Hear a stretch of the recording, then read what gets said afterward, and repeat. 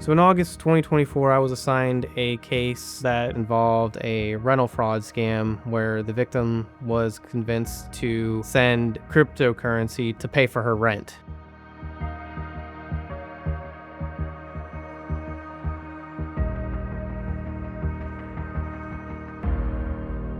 So a lot of our victims here in Marion County have no clue that they're being scammed. Me and my husband were thinking about expanding our family, and because of that, we needed a bigger house with the extra room. I was scrolling through Facebook, and it was a 3-bedroom, 2-bath right in the area we were hoping for.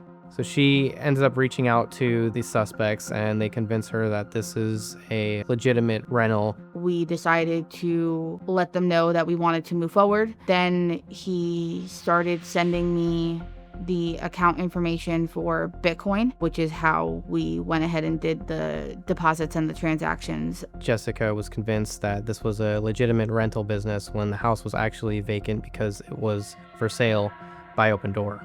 I received a phone call from my husband that the detectives and Marion County Sheriff's Office came to the door saying that the house was fraudulent and we needed to leave.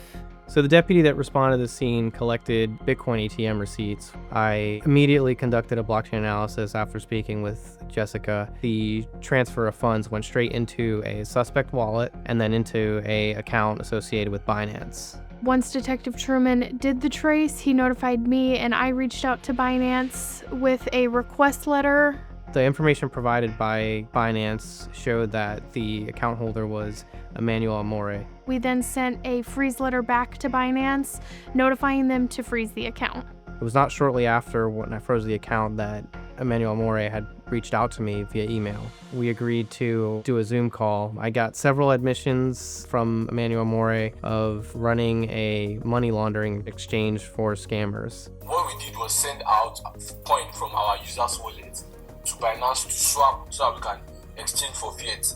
Towards the end of the interview, I informed Emmanuel Amore that there was a warrant out for his arrest. He was being charged with grand theft, money laundering, and fraud. With the tracing tool that TRM has, I was able to easily present the case to the Attorney General's office. One of the beautiful things about Florida is that we have the Fugitive Disentitlement Act. Suspects can't fight seizures until they turn themselves in on their warrant.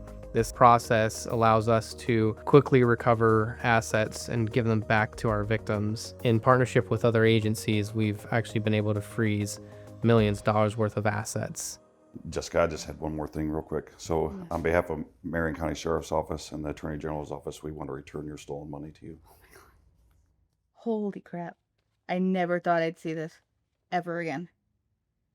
Holy crap.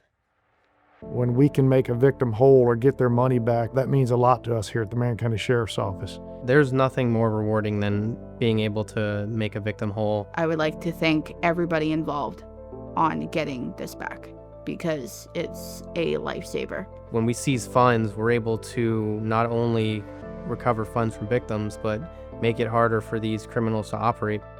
With our abilities to combat crypto crime, our county is a much safer place. There's going to be less victims, as well as there's going to be more victims being made whole because of our efforts.